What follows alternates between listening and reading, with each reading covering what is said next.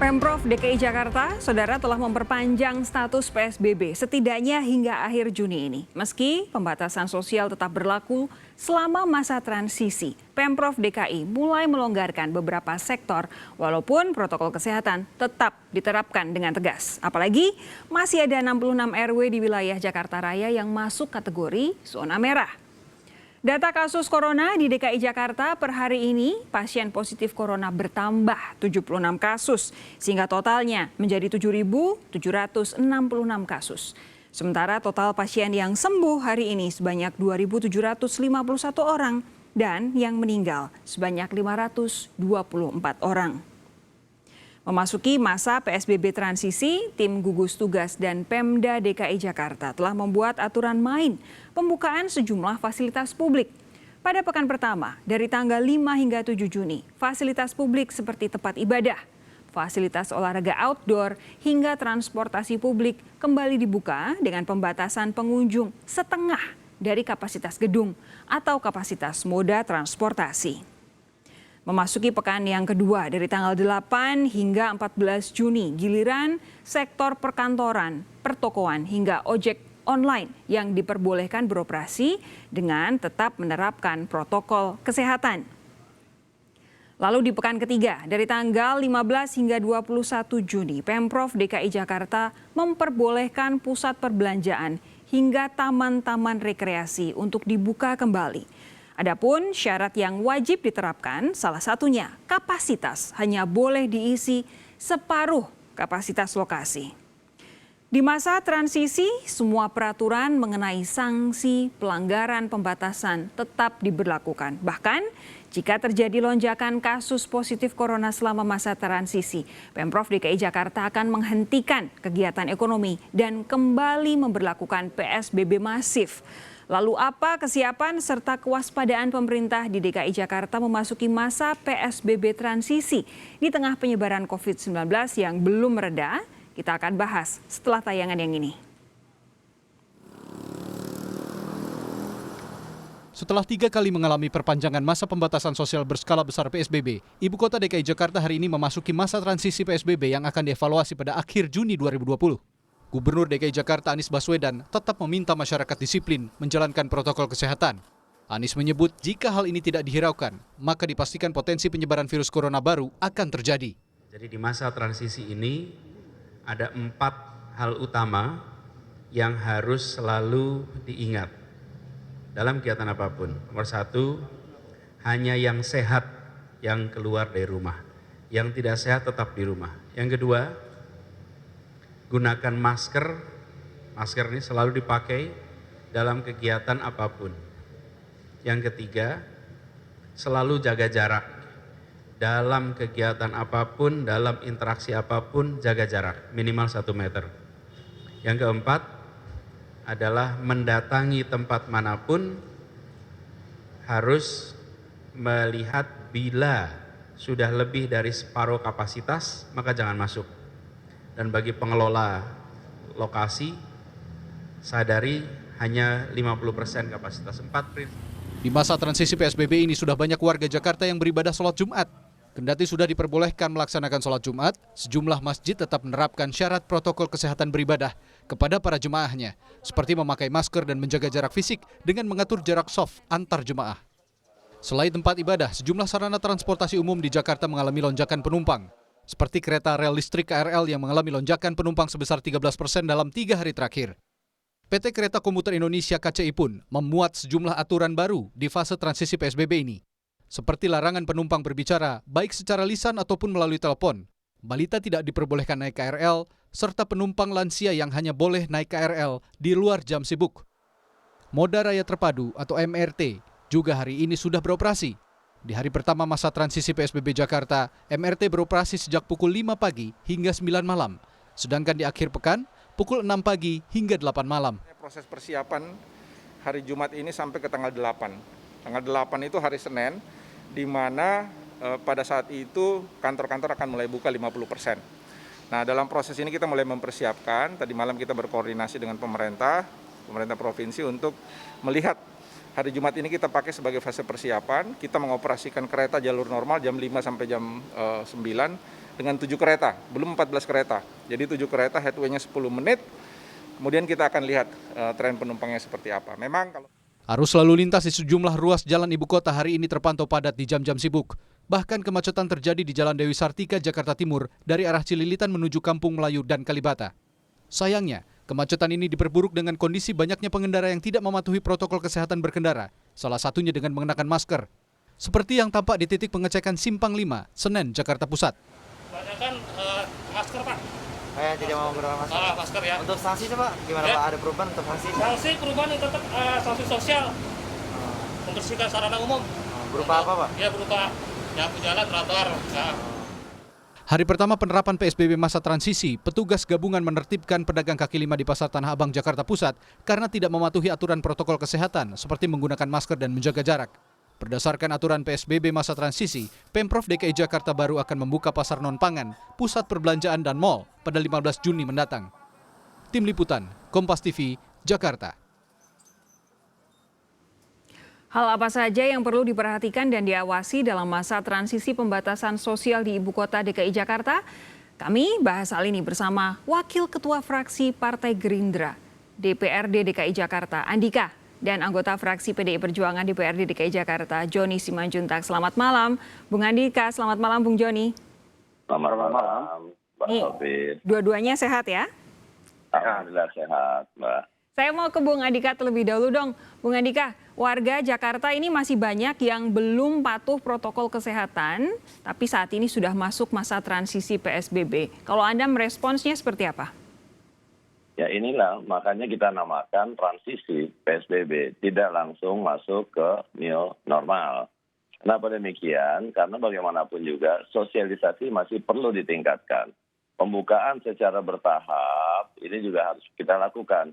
Kalau di daerah lain seperti di Bogor, dia pakai tetap PSBB dilanjutkan tetapi secara proporsional. Nah di DKI PSBB kita lanjutkan tetapi kita gunakan istilah transisi. Jadi ada ruang untuk tetap mensosialisasikan kepada masyarakat, mengkomunikasikan dengan baik bahwa protokol kesehatan harus tetap terjaga. Kemudian begitu juga law enforcement kepada dari pihak pemerintah kepada masyarakat yang melakukan pelanggaran-pelanggaran. Ini juga harus tetap dilaksanakan dan ditingkatkan. Begitu.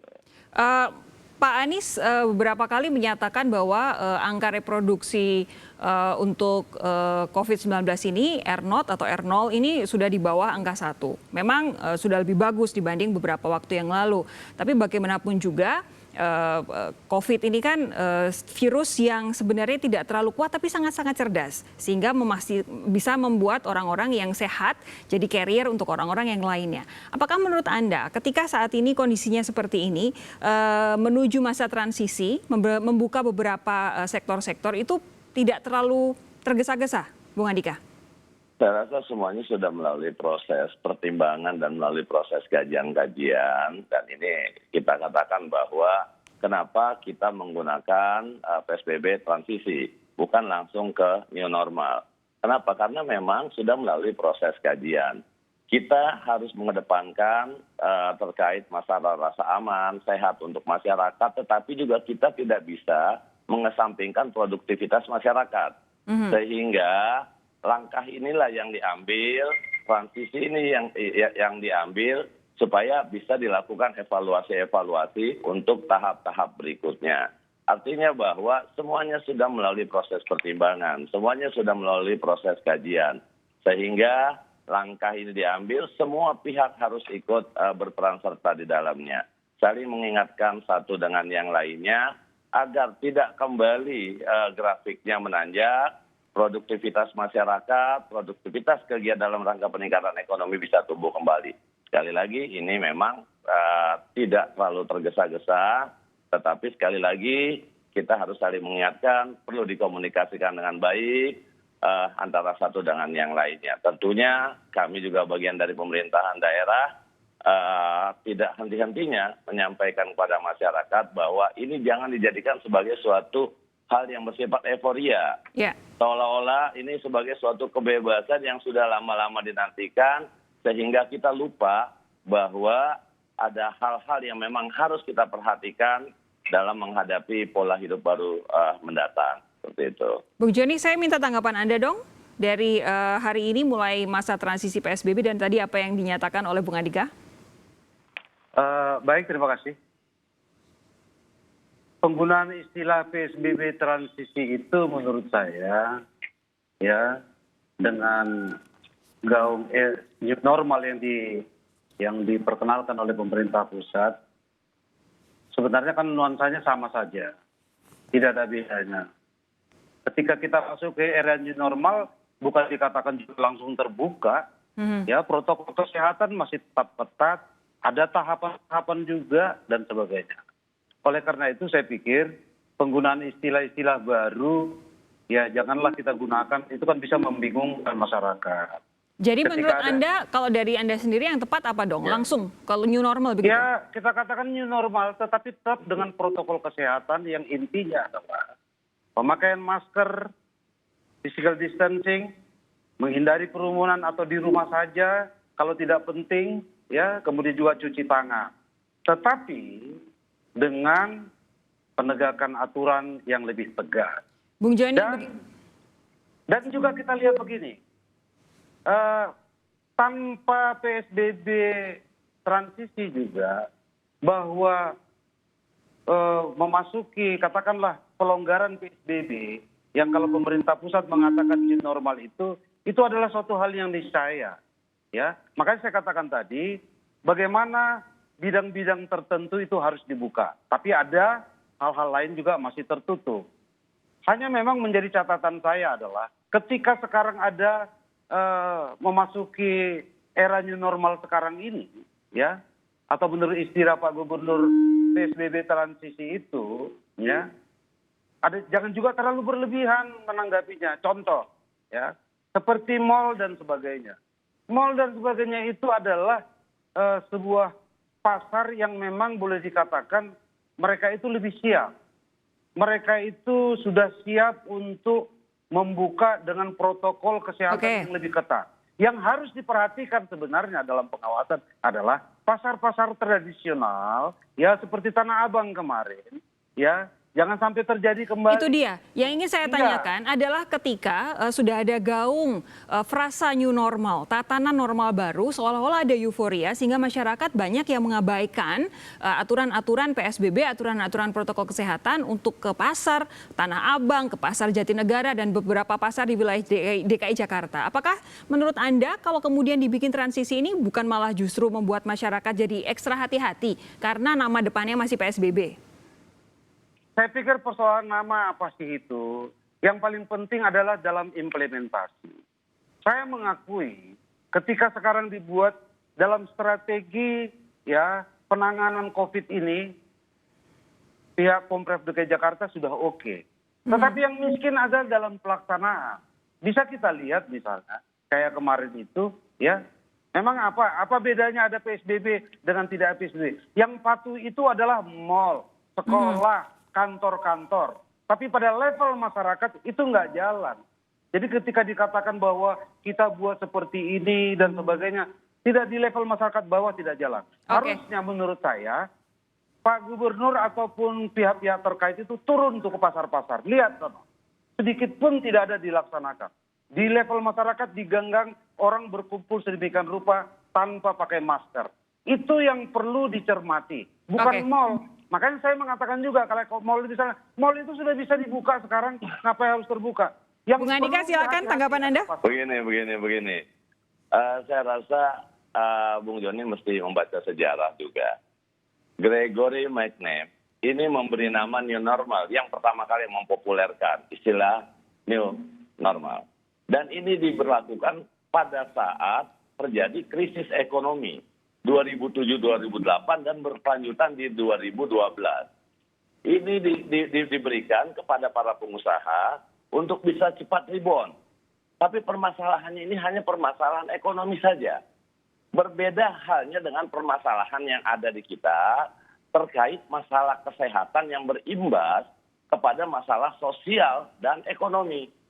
Jadi jangan dikatakan bahwa ini ada dikotomi hanya perbedaannya hanya menyangkut masalah istilah saja. Tidak seperti itu gitu. Jadi sejak 2007-2008, sejak ditemukan istilah new normal melalui Gregor McDan, itu sudah beda. Jadi di satu sisi itu untuk mengembalikan kepercayaan kepada pengusaha untuk kembali bangkit dari keterpurukan, sementara kita ini bangkit dari terkait masalah kesehatan. Oke. Menuju meningkatkan sosial dan ekonomi, itu yang pertama. Yang kedua, kalau tadi dikatakan bahwa ini mall sudah siap, yang harus diingat dampak yang sangat luar biasa bahwa terjadi persaingan usaha ke depan yang harus dipikirkan. Kenapa demikian?